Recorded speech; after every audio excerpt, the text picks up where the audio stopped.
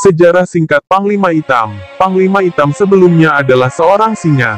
Panglima Hitam merupakan seorang anak yang lahir di Tanjung Kerus, di hulu Sungai Krio yang sekarang bernama Kecamatan Sandai Kabupaten Ketapang.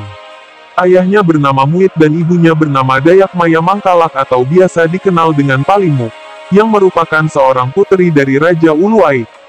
Kemudian pada suatu ketika Panglima Hitam atau Singa Nyangir mengawal Putri Berkelim, yang merupakan seorang putri Raja Uluai. Putri Berkelim pada waktu itu menikah dengan seorang raja yang bernama Raja Kudung, yaitu seorang raja di kerajaan Bangkule Rajak yang sekarang menjadi kerajaan Mempawah. Sehingga Panglima Hitam yang merupakan pengawal Putri Berkelim juga ikut pindah dan tinggal di kerajaan Bangkule Rajak. Pada saat mengawal Putri Berkelim berkunjung ke Pakana, yang saat ini bernama Kabupaten Landak, Panglima Hitam oleh Raja Kudung kemudian diangkat sebagai Pangalamok Kerajaan Bangkule Rajak dengan panggilan Nek Mamban. Panglima Hitam menggantikan seorang Pangalamok yang pada waktu itu telah wafat. Pangalamok yang digantikan oleh Panglima Hitam bernama Pangalamok Nyantar. Pangalamok Nyantar adalah warga Pakana, yang merupakan Pangalamok Kerajaan Bangkule Rajak pada waktu itu.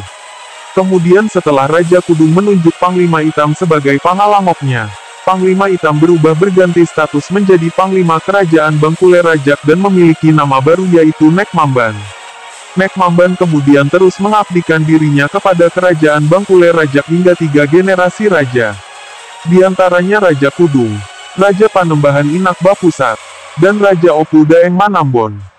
Pada suatu waktu ketika Perang Pinang Sakayu yang merupakan perang memperebutkan kekuasaan antara Panembahan Inak Bapusat dan Opu Daeng Manambon, Nek Mamban sebetulnya dalam keadaan dilematis karena Nek Mamban ini pada satu sisi menjaga keturunan kerajaan Matan istri Opu Daeng yang merupakan cucunya sendiri, keturunan kerajaan Bangkule Rajak, dan di sisi lain Nek Mamban ditugaskan oleh Raja untuk mengawal orang Matan, prajurit Matan atau prajurit kerajaan Bangkule Rajak, yang dikirim untuk melawan Opu Daeng Manambon.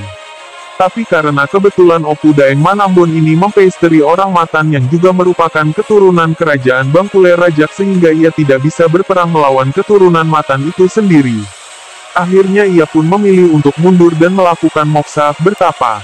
Berdasarkan kisah itu, kita dapat mengambil pelajaran dari seorang Pangalamok Nek Hitam, bahwa Pangalamok Nek Hitam ini kesetiaannya kepada janji dan sumpahnya sebagai seorang Pangalamok. Dia tidak mementingkan diri sendiri, dan sadar bahwa pengabdiannya adalah untuk negara dan juga untuk Yang Maha Kuasa. Dalam perkembangannya Singa Nyangir ini atau Pangalamok Nek Hitam ini sebetulnya tidak mati. Pangalamok Nek Hitam menghilangkan diri atau moksa, bertapa, di puncak Bukit Bawak yang sekarang bernama Kabupaten Bengkayang.